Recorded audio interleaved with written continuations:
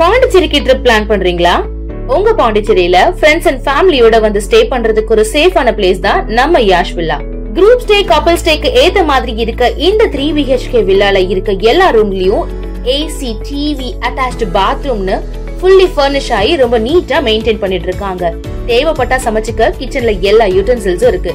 அது மட்டும் இல்லங்க, ஆர்டர் பண்ணா homemade food, car and bike rent கூட ரெடி பண்ணி தராங்க.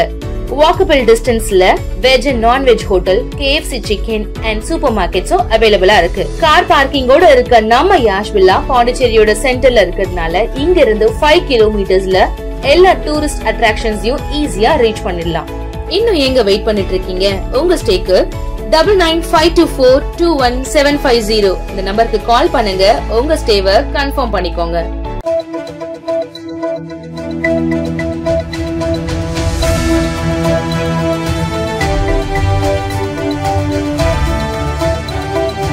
வணக்கம். சக்தி சேனலின் புதுவையின் இன்றைய நிகழ்வுகள். புதுவை பொதுப்பணித்துறை சார்பில் முதல்வர் ரங்கசாமியின் பிறந்தநாளையொட்டி ரூபாய் 10 லட்சம் செலவில் என்ஆர் பவள விழா சதுக்கத்தை உள்துறை அமைச்சர் நமச்சிவாயம் திறந்து வைத்தார். புதுச்சேரி முதலமைச்சர் ரங்கசாமி பிறந்த நாளை முன்னிட்டு பொதுப்பணித்துறை சார்பில் வேல்ராம்பட்டு ஏரிக்கரையின் முடிவில் புதுச்சேரியில் இருந்து விழுப்புரம் நோக்கி செல்லும் புதிய பைபாஸ் சாலையில் மாமல்லபுரத்தில் இருந்து கொண்டுவரப்பட்ட தூண்களை கொண்டு என்ஆர் 75வது பவள விழா சதுக்கம் ரூபாய் 10 லட்சம் மதிப்பில் அமைக்கப்பட்டுள்ளது. மேலும் இந்த சாலையில் அதிக வெளிச்சம் கொடுக்கும் 5 ஹைமாஸ் விளக்குகள் உள்பட 110 தெரு விளக்குகள் ரூபாய் 69 லட்சம் செலவில் அமைக்கப்பட்டுள்ளது. இதன் திறப்பு விழா நேற்று மாலை நடைபெற்றது. இதனை உள்துறை அமைச்சர் நமச்சிவாயம், பொதுப்பணித்துறை அமைச்சர் லட்சுமி நாராயணன் ஆகியோர் திறந்து வைத்தனர். விழாவில் சபாநாயகர் செல்வம், துணை சபாநாயகர் ராஜவேலு, அரசு கொரோனா ஆறுமுகம், சட்டப்பேரவை உறுப்பினர்கள் பாஸ்கர் என்கின்ற தட்சிணாமூர்த்தி, லட்சுமிகாந்தன், KSP ரமேஷ், சம்பத், என்ஆர் காங்கிரஸ் பொதுச் செயலாளரும் முன்னாள் MLA-வுமான NSG ஜெயபால் உள்ளிட்டோர் கலந்து கொண்டனர். உருளையன்பேட்டை தொகுதியில் குடிநீரில் கழிவுநீர் கலந்த விவகாரம் தொடர்பாக ஏற்பாடு செய்யப்பட்டிருந்த ஆலோசனைக் கூட்டத்திற்கு அதிகாரிகள் வராததால் சட்டமன்றத்தை நேரு MLA முற்றுகையிட முயன்றதால் பரபரப்பு ஏற்பட்டது. புதுச்சேரி உருளையன்பேட்டை தொகுதிக்குட்பட்ட கோவிந்தசாலை முடக்கம் மாரியம்மன் கோவில் வீதி மற்றும் அதனை சுற்றியுள்ள பகுதிகளில் குடிநீர் கழிவுநீர் கலந்ததால் 10க்கும் மேற்பட்டோர் பாதிக்கப்பட்டு அரசு மருத்துவமனையில் சிகிச்சை பெற்று வருகின்றனர். இதுகுறித்து தகவல் அறிந்த தொகுதி சட்டமன்ற உறுப்பினர் நேரு பாதிக்கப்பட்டவர்களை நேரில் சந்தித்து ஆறுதல் கூறியதுடன் இந்த விவகாரம் தொடர்பாக ஆலோசனை நடத்த சுகாதாரத்துறை இயக்குநர் அலுவலகத்தில் பொதுப்பணித்துறை, நகராட்சி அதிகாரிகளுக்கு இன்று காலை அழைப்பு விடுத்திருந்தார். ஆனால் பல மணி நேரம் ஆகியும் ஒரு சில அதிகாரிகள் வராததால் அதிருப்தி அடைந்த MLA நேரு சுகாதாரத்துறை இயக்குநரிடம் வாக்குவாதத்தில் ஈடுபட்டார். மேலும் அதிகாரிகளின் அலட்சிய போக்கை முதல்வர் கவனத்திற்கு கொண்டு செல்ல உள்ளதாக கூறி சட்டமன்றத்தை முற்றுகையிட ஆதரவாளர்களுடன் சென்றார். அப்போது சுகாதாரத்துறை இயக்குநர், நகராட்சி ஆணையர் நேரு MLA-வுடன் பேச்சுவார்த்தை நடத்தி உடனடியாக நடவடிக்கை எடுப்பதாக உறுதியளித்ததை தொடர்ந்து போராட்டம் கைவிட்டார். இதனால் சட்டமன்ற வளாகம் முன்பு சிறிது நேரம் பரபரப்பு ஏற்பட்டது. புதுச்சேரியில் நேற்று இடி மின்னலுடன் பெய்த கனமழை காரணமாக இன்று காலை சட்டசபை உட்பட 5 அரசு அலுவலகங்களில் மின் விநியோகம் பாதிக்கப்பட்டது. புதுச்சேரி நேற்று இரவு இடி மின்னலுடன் 3 மணி நேரம் தொடர் கனமழை பெய்தது. இதனால் சட்டமன்றம் உட்பட 5 அரசு அலுவலகங்களில் மின் விநியோகம் பாதிக்கப்பட்டதுடன் அனைத்து அலுவலகங்களிலும் ஜெனரேட்டர் பழுதானது. இதனால் காலை 8:45 மணிக்கு அரசு அலுவலகங்கள் துவங்கிய நிலையில் 2 மணி நேரத்திற்கும் மேலாக மின்சாரம் இல்லாததால் அரசு பணிகள் பாதிக்கப்பட்டன. சட்டமன்ற வளாகத்தில் முதல்வர், சபாநாயகர், அமைச்சர்கள் என அனைவரது அலுவலகங்களிலும் மின்சாரம் இல்லை. இதனால் சட்டமன்ற செயலர் தயாளன் நேரடியாக வந்து மின் விநியோகத்தை விரைந்து சீரமைக்க ஊழியர்களை அறிவுறுத்தினார். இதனையடுத்து மின்துறை தொழில்நுட்ப ஊழியர்கள் விரைந்து வந்து ஜெனரேட்டரை சரி செய்ய பழுது சரியானது. அனைத்து அலுவலகத்திற்கும் ஜெனரேட்டர் மூலம் மின்சாரம் சப்ளையானது. அடுத்த 10 நிமிடங்களில் மின் விநியோகம் சீராகி அனைத்து அலுவலகங்களுக்கும் மின் இணைப்பு கிடைத்தது. புதுச்சேரி அரசு சுகாதாரத்துறை சார்பில் டெங்கு மற்றும் சிக்கன்குனியா நோய் தொற்றை தடுக்கும் வகையில் ஆட்டோ வாகன ஒலிபெருக்கி பிரசாரத்தை சுகாதாரத்துறை இயக்குநர் செவில் கொடியசைத்து துவக்கி வைத்தார். புதுச்சேரி மாநிலத்தில் மழைக்காலம் தொடங்கியுள்ள நிலையில் டெங்கு மற்றும் சிக்கன்குனியா நோய்கள் பரவும் அபாயம் ஏற்பட்டுள்ளது. இந்நிலையில் புதுச்சேரி அரசு சுகாதாரம் மற்றும் குடும்ப நலத்துறை சார்பில் டெங்கு மற்றும் சிக்கன்குனியா நோயை தடுக்கும் வகையில் பல்வேறு விழிப்புணர்வு நிகழ்ச்சிகளை மேற்கொண்டு வருகின்றனர். டெங்கு நோய் பரப்பும் ஏடிஸ் கொசுக்கள் உருவாகும் வீடு மற்றும் வீடுகளை சுற்றியுள்ள பகுதிகளில் மழைநீர் தேங்காமல் வைத்துக் கொள்ள வேண்டும் என விழிப்புணர்வை ஏற்படுத்தி வருகின்றனர். அந்த வகையில் சுகாதாரத்துறை அலுவலகம் முன்பு டெங்கு மற்றும் சிக்கன்குனியா நோய் தடுப்பு குறித்த ஆட்டோ வாகனங்கள் விழிப்புணர்வு பிரசாரம் இன்று தொடங்கியது. இதில் சிறப்பு விருந்தினராக சுகாதாரத்துறை இயக்குநர் சேவையில் கலந்து கொண்டு டெங்கு மற்றும் சிக்கன்குனியா குறித்து விழிப்புணர்வை ஏற்படுத்தும் வகையில் 2 விழிப்புணர்வு ஆட்டோ வாகனங்கள் பிரசாரத்தை கொடியசைத்து துவக்கி வைத்தார். இந்த விழிப்புணர்வு ஆட்டோக்கள் புதுச்சேரியில் உள்ள அனைத்து ஆரம்ப சுகாதார நிலையம், சமுதாய நலப்படி மையங்கள் மற்றும் நகர சுகாதார மையங்கள் உள்ள கிராமங்களில் சென்று ஒலிபெருக்கி மூலமும் துண்டு பிரசுரங்கள் வழங்கியும் விழிப்புணர்வை ஏற்படுத்தப்பட உள்ளன. அப்போது தேசிய சுகாதாரத்துறை இயக்குநர் கோவிந்தராஜ், பொது சுகாதாரம் துணை இயக்குநர் சமி முனிசா பேகம், குடும்ப நலம் துணை இயக்குநர் ஆனந்தலட்சுமி, தடுப்பூசி பிரிவு துணை இயக்குநர் உமாசங்கர், யானைக்கால் நோய் தடுப்பு மற்றும் மலேரியா தடுப்பு பிரிவு உதவி இயக்குநர் வசந்தகுமாரி, மாணவர் நல அதிகாரி விவேகானந்தா மற்றும் இதர திட்ட அலுவலர்கள் உடனிருந்தனர். அதன் தொடர்ச்சியாக விழிப்புணர்வு பட்டிமன்றங்கள், பண்பலை வானொலி, FM ரேடியோக்கள் மூலமாகவும், திரையரங்குகள் மற்றும் உள்ளூர் தொலைக்காட்சிகள் மூலமாகவும் மக்கள் மத்தியில் விழிப்புணர்வு விளம்பரம் செய்யவும் ஏற்பாடு செய்யப்பட்டுள்ளது. பணி நீக்கம் செய்யப்பட்ட ஊழியர்களுக்கு மீண்டும் பணி வழங்க வேண்டும் என்ற நீதிமன்ற உத்தரவை அமல்படுத்தாத புதுச்சேரி அரசை கண்டித்து சமூக ஜனநாயக கூட்டமைப்பு சார்பில் கண்டன ஆர்ப்பாட்டம் நடைபெற்றது.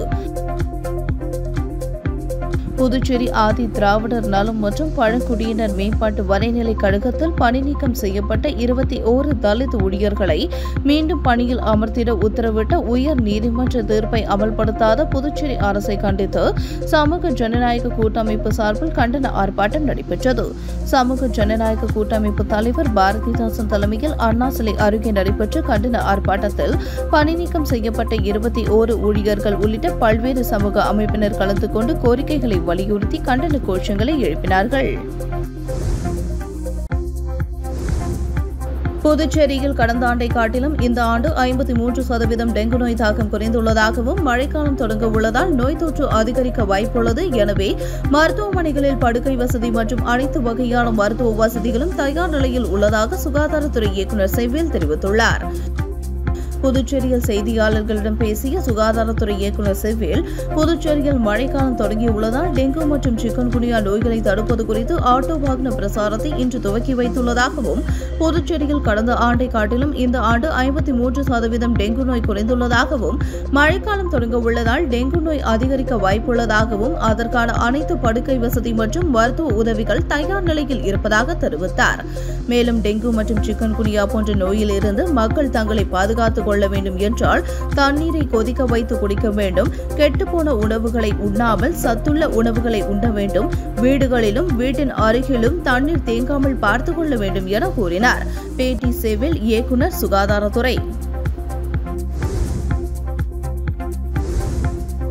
திருபுவனை ஸ்ரீ பழனி மாரியம்மன் ஆலய செடல் பிரம்மோற்சவ விழாவினை முன்னிட்டு நடைபெற்ற சேஷ வாகன உற்சவத்தில் திரளான பக்தர்கள் கலந்து கொண்டு சுவாமி தரிசனம் செய்தனர். புதுவை மாநிலம் மண்ணாடிப்பட்டு கொம்யூன் திருபுவனை பகுதியில் எழுந்தருளியுள்ள அருள்மிகு ஸ்ரீ பழனி மாரியம்மன் ஆலய செடல் பிரம்மோற்சவ விழாவினை முன்னிட்டு திருவிழா வெகு விமரிசையாக நடைபெற்று வருகிறது. முன்னதாக கடந்த 30ஆம் தேதி புதன்கிழமை இரவு விக்னேஸ்வர பூஜையும், வியாழக்கிழமை மதியம் சாகை வார்த்தல் நிகழ்ச்சியும், சுவாமி கொடியேற்றுதல் நிகழ்வும், இரவு சுவாமி வீதி உலாவும் நடைபெற்றது. இதனைத் தொடர்ந்து கடந்த 3 நாட்களாக சுவாமிக்கு பல்வேறு சிறப்பு பூஜைகள் மற்றும் உற்சவர் வீதி உலா நடைபெற்று வந்த நிலையில் கடந்த 3ஆம் தேதி இரவு ஸ்ரீ பழனி மாரியம்மன் விசேஷ சேஷ வாகனத்தில் பக்தர்களுக்கு காட்சியளித்தார். இதனைத் தொடர்ந்து மகா தீபாராதனை காண்பிக்கப்பட்டது. இதில் திரளான பக்தர்கள் பங்கேற்று அம்மன் அருளை பெற்று சென்றனர். இதனைத் தொடர்ந்து ஆலய உட்புறத்தில் மாட வீதி உலாவினை தொடர்ந்து கிராமத்தின் முக்கிய வீதிகளின் வழியாக நகர்வலம் வந்து பக்தர்களுக்கு காட்சியளித்தார். புதுச்சேரி தேங்காய்த்தட்டு ஸ்ரீ பூரணி ஸ்ரீ போர்க்கரை சமேத ஸ்ரீ ஐயனாரப்பன் ஆலய 38ஆம் ஆண்டு ஆடி உற்சவத்தில் சட்டமன்ற உறுப்பினர் பாஸ்கர் என்ற தக்ஷாமூர்த்தி மற்றும் முன்னாள் சட்டமன்ற உறுப்பினர் ஜெயமூர்த்தி மனைவி விஜயலட்சுமி ஜெயமூர்த்தி ஆகியோர் கலந்து கொண்டு சுவாமி தரிசனம் செய்தனர். புதுச்சேரி தேங்காய்த்திட்டு ஸ்ரீ பூரணி ஸ்ரீ போர்க்கலை சமேத ஸ்ரீ அய்யனாரப்பன் ஆலய 38ஆம் ஆண்டு ஆடி உற்சவம் வெகு விமர்சையாக நடைபெற்றது. இந்த விழாவில் அரியாங்குப்பம் தொகுதி சட்டமன்ற உறுப்பினர் பாஸ்கர் என்கின்ற தட்சிணாமூர்த்தி கலந்து கொண்டு சுவாமி தரிசனம் செய்தார். தொடர்ந்து கோவிலுக்கு நன்கொடையும் வழங்கினார். இந்த நிகழ்ச்சியில் கோவில் நிர்வாகிகள் திரளாக கலந்து கொண்டனர். இதேபோன்று ஆடி உற்சவ நிகழ்ச்சியில் அரியாங்குப்பம் தொகுதி முன்னாள் சட்டமன்ற உறுப்பினர் ஜெயமூர்த்தி அவர்களின் மனைவி விஜயலட்சுமி ஜெயமூர்த்தி கலந்து கொண்டு சுவாமி தரிசனம் செய்து பக்தர்களுக்கு அருட்பிரசாத தாம்பலம் வழங்கினார். நிகழ்ச்சியில் தேங்காய்த்தட்டு தலைவர் கோபால்சாமி, புதுவை மாநில காங்கிரஸ் கட்சி விளையாட்டு பிரிவு தலைவர் ராஜாராம், வட்டார காங்கிரஸ் துணைத் தலைவர் சாமிநாதன், பாலு பக்தவட்சலம், கருணாநிதி, கணேசன், மோகன், பரத், ரமேஷ், மதியொலி, உதயன், இருசப்பன், சந்திரசேகர், முருகையன், தேவநாதன், செல்லா, முருகேசன், மாஸ்டர் சேகர், காளியப்பன், அன்னப்ப நாயக்கர், சக்தி, சீதா, ரஞ்சித் மற்றும் காங்கிரஸ் கட்சி நிர்வாகிகள் பலர் கலந்து கொண்டனர்.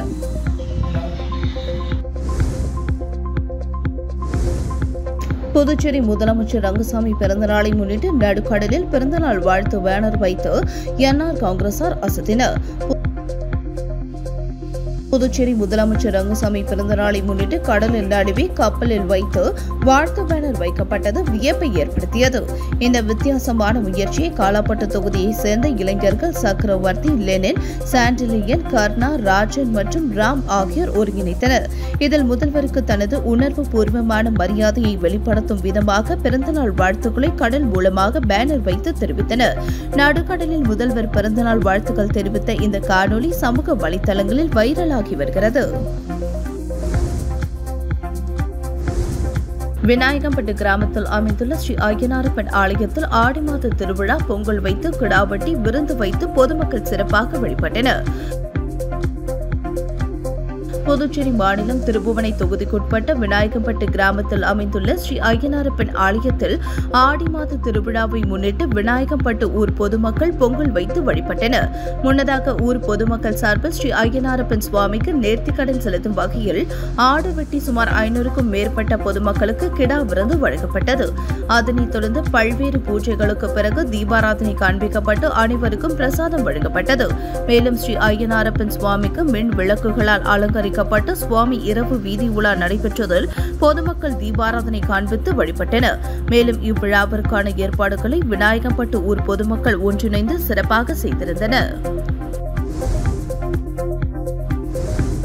புதுச்சேரியில் 1ஆம் வகுப்பு முதல் 12ஆம் வகுப்பு வரை தமிழ் வழியில் கல்வியை வழங்க வேண்டும்.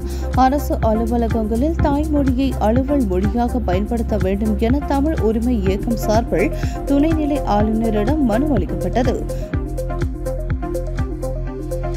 புதுச்சேரி தமிழ் உரிமை இயக்கம் சார்பில் அதன் தலைவர் பாவாணன், பொதுச் செயலாளர் மங்கையர் செல்வன் ஆகியோர் தலைமையில் நிர்வாகிகள் துணைநிலை ஆளுநர் மாளிகையில் ஆளுநர் கைலாஷ்நாதனை சந்தித்து மனு அளித்தனர். அந்த மனுவில் புதுச்சேரியில் உள்ள அரசு பள்ளிகளில் 1ஆம் வகுப்பு முதல் 12ஆம் வகுப்பு வரை தமிழ் வழி கல்வியை வழங்க அரசு உரிய நடவடிக்கை எடுக்க வேண்டும் எனவும், ஆட்சி மொழி சட்டம் 1965 படி புதுச்சேரி மாநிலங்களில் உள்ள அரசு அலுவலகங்களில் தாய்மொழியை அலுவல் மொழியாக பயன்படுத்த வேண்டும் என குறிப்பிடப்பட்டிருந்தது. பின்னர் செய்தியாளர்களை சந்தித்த தமிழ் உரிமை இயக்க தலைவர் பாவாணன், புதிய கல்விக் கொள்கையின்படி மாநில மொழியில் பாடம் நடத்த வேண்டும் என்று விதிமுறைகள் இருக்க அதனை மீறி தமிழை புறக்கணித்து மற்ற மொழிகளை மாணவர்கள் மத்தியில் திணிப்பதாக குற்றம் சாட்டிய அவர், கடை மற்றும் வணிக நிறுவனங்களின் பெயர் பலகையில் தமிழ் முதன்மையானதாக இருத்தல் வேண்டும் எனவும் வலியுறுத்தினார். பேட்டி பாவாணன், தமிழ் உரிமை இயக்க தலைவர், புதுச்சேரி. புதுச்சேரி தேங்காய்த்திட்டு ஸ்ரீ பூரணி ஸ்ரீ போர்க்கலை சமேத ஸ்ரீ அய்யனாரப்பன் ஆலய 38ஆம் ஆண்டு ஆடி உற்சவத்தில் அரியாங்குப்பம் தொகுதி வட்டார காங்கிரஸ் தலைவர் ஐயப்பன் மற்றும் அதிமுக மாநில பொருளாளர் ரவி பாண்டுரங்கன் ஆகியோர் சுவாமி தரிசனம் செய்தனர். புதுச்சேரி தேங்காய்த்திட்டு ஸ்ரீ பூரணி ஸ்ரீ போர்க்கலை சமேத ஸ்ரீ அய்யனாரப்பன் ஆலய 38ஆம் ஆண்டு ஆடி உற்சவம் வெகு விமர்சையாக நடைபெற்றது. இந்த விழாவில் அரியாங்குப்பம் தொகுதி வட்டார காங்கிரஸ் தலைவர் ஐயப்பன் கலந்து கொண்டு சுவாமி தரிசனம் செய்தார். அவருக்கு கோவில் நிர்வாகத்தின் சார்பில் பூரண மரியாதை அளிக்கப்பட்டது. இந்த நிகழ்ச்சியில் அரியாங்குப்பம் தொகுதி தேங்காய்த்திட்டு பகுதியைச் சேர்ந்த காங்கிரஸ் கட்சியினர் மற்றும் கோவில் நிர்வாகிகள், விழா குழுவினர் திரளாக கலந்து கொண்டனர்.